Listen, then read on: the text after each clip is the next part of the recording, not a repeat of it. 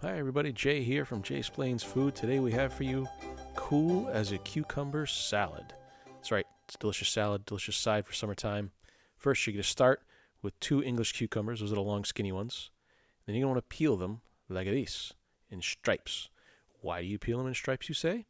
Let me explain. When you peel the cucumbers in stripes, when you slice them up, they look pretty.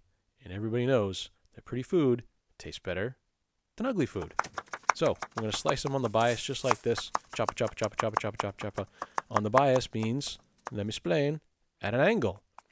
Because again, it's pretty. Now we're going to slice our onions up nice and thin. Set all that aside.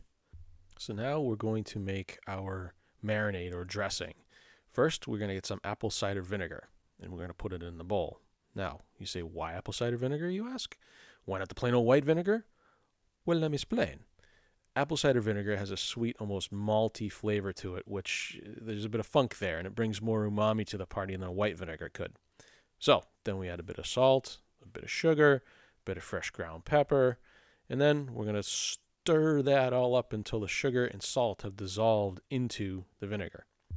Like this. Mix and mix and mix and mix and mix and mix and mix and mix and mix and mix and mix and mix and mix and mix and mix. Okay, I'm almost done mixing. Hold on. It's almost there.